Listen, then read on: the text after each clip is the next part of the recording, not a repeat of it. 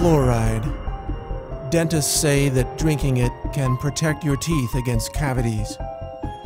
Cities and towns all across the world actually dump it into the water supply, hoping to indiscriminately medicate the population through their tap water faucets. The official story on fluoride sounds wonderful. Drink the stuff and you won't get cavities, we're told. It's a nice story. But there's another side to this story, a side you're never told. And it starts with the astonishing but verifiable fact that nearly all the fluoride dripped into municipal water supplies isn't naturally occurring fluoride at all. In fact, it's actually a combination of hexafluorosilicic acid and sodium silicofluoride. These two chemicals are considered highly toxic by the EPA. They're actually classified as hazardous waste, and when packaged for transportation, they must be labeled as poison and handled by workers wearing industrial safety gear. So, what are hexafluorosilicic acid and sodium silicofluoride, and where do they come from? That's the part of this story that you probably won't believe. That is, not until you check it out for yourself.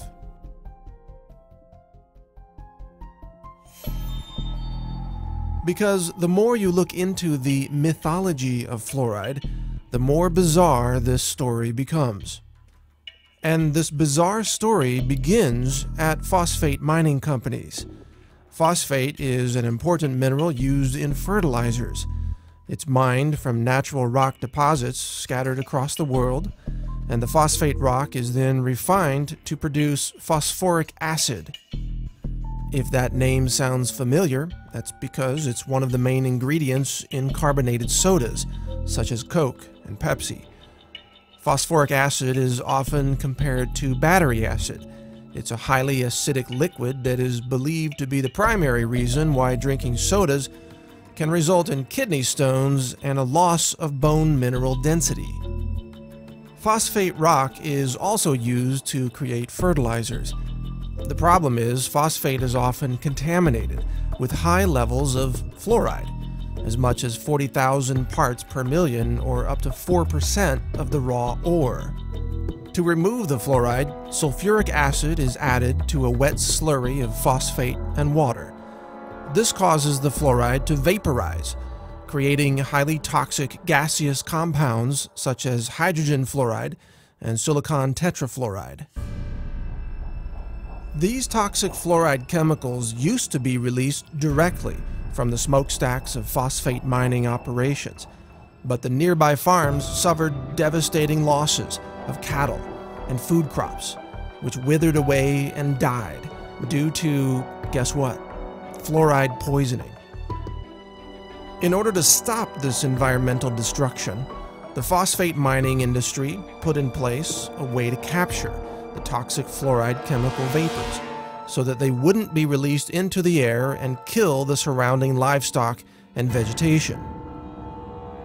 This was accomplished by installing wet scrubbers that captured the toxic fluoride chemicals, preventing them from being released into the environment and killing the plant and animal life living nearby. It is from these wet scrubbers that toxic fluoride chemicals are now harvested. They're collected, repackaged, shipped to your local city, and then dumped into the municipal water supply. So instead of these toxic fluoride chemicals being released by the phosphate mining smokestacks, they are instead captured and then released into the water supply of large cities, where the chemicals then contaminate the water of millions of people at a time. This is called water fluoridation. When dentists and doctors say they support fluoride in the water supply, what they're really saying is that they support the mass poisoning of the population with a highly toxic hazardous waste product that, if it weren't dripped into the water supply, it would have to be disposed of as a highly toxic hazardous waste under strict EPA regulations. Curiously, it is a violation of federal law to dump hexafluorosilicic acid or sodium silicofluoride into the water. Such an act, in fact, is considered an act of terrorism. Yet it is mysteriously allowed today as long as it is accompanied by a loosely justified claim that we're doing this to stop cavities. But setting aside for the moment the inconvenient truth that water fluoridation involves the illegal act of dumping hazardous waste into the water supply, there's another important question in all this. Do these toxic fluoride chemicals actually prevent cavities? Roughly 99% of the municipal water pumped through any given city never ends up in the mouths of the people. Most water is used for showering, washing dishes, washing clothes, watering yards, and filling pools. Almost none of the fluoride dripped into the water supply comes into contact with human teeth. It does, however, end up downstream, where it contaminates rivers, streams, and ultimately the oceans of our world. In this way, water fluoridation policies have become a convenient loophole through which the phosphate mining industry can dump its toxic waste byproducts into the environment without adhering to any EPA regulations whatsoever. Phosphate mining companies even turn a profit by selling their hazardous waste to cities, then labeling it fluoride, even though this name is scientifically inaccurate.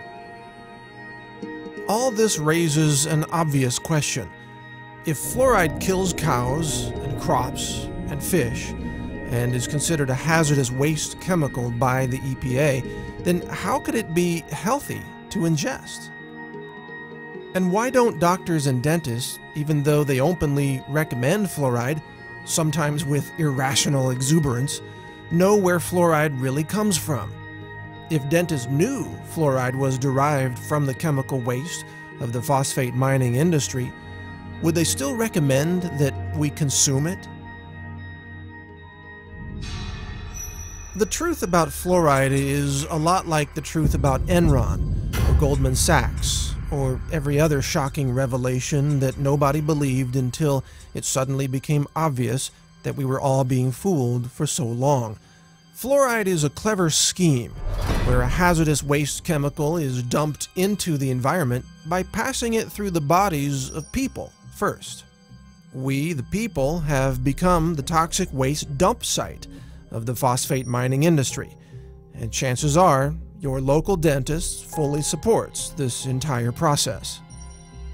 Over the last several decades, an astonishing 24 studies have established a statistical link between fluoride exposure and low IQs in children. One study conducted by the Center for Endemic Disease Control in China found that each additional milligram of fluoride detected in every liter of a child's urine was associated with a 0.59 point decrease in their IQ score. Another study found that fluoride exposure slashed the number of children achieving high IQs by more than 70%. It shouldn't be surprising, of course, to learn that consuming a hazardous chemical might impair brain function. Water fluoridation, it turns out, may be the root cause of the alarming drop in academic aptitude among children in first world nations. Historically speaking, the mathematics that were taught to 8th graders in the 1950s are now college-level courses in 2011. Maybe the reason why Johnny can't read or spell is because Johnny's been drinking too much fluoride. So I have 3 bits of advice for you. First, for your dental needs, always seek out a holistic dentist who understands the toxicity of fluoride and mercury. They will advise you not to drink toxic fluoride chemicals from your tap water. Secondly, don't drink unfiltered tap water. In addition to the toxic fluoride chemicals, tap water is also usually contaminated with chlorine and even dangerous elements from old water pipes. Buy a good countertop water filter from a company like Aquasana, or get a whole house filter to remove chlorine and fluoride from the water entering your home. Thirdly, help fight water fluoridation in your local city or town. If your city is like most cities, water fluoridation policies have been pushed by dentists and doctors who are technically ignorant of the origins and composition of fluoride, and yet they seek to assert power over the composition of your local water supply. They essentially attempt to mass medicate the entire population with what can only be called a drug, a biologically active chemical that they claim can prevent a health condition. And yet, has this drug called fluoride ever received FDA approval as a drug? Have the individual members of the population been individually assessed for their need for such a drug? Have medication doses and drug interactions been considered? Has anyone even been written a prescription for this drug? The answer is no. Fluoride is an unapproved drug being used in a highly illegal mass medication scheme that provides an excuse for the real agenda of disposing of a highly toxic hazardous waste chemical. It's time to stop fluoride. Demand an end to fluoridation in your local cities and towns. Call for those who purchase and handle fluoride to stop what they're doing. Question the safety of these toxic chemicals being dripped into the water supply. These are actions that endanger the public. They could be called acts of terrorism.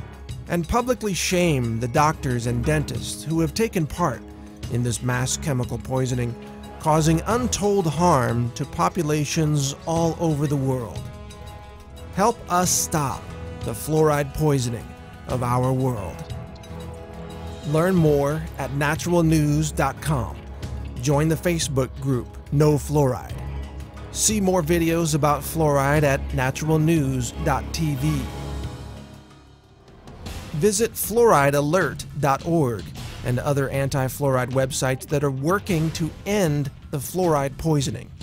Together, with your help, we can end the era of fluoride in our world and protect our children from this industrial poison. Thank you for listening. This is Mike Adams, the Health Ranger, reporting for naturalnews.com and the nonprofit Consumer Wellness Center.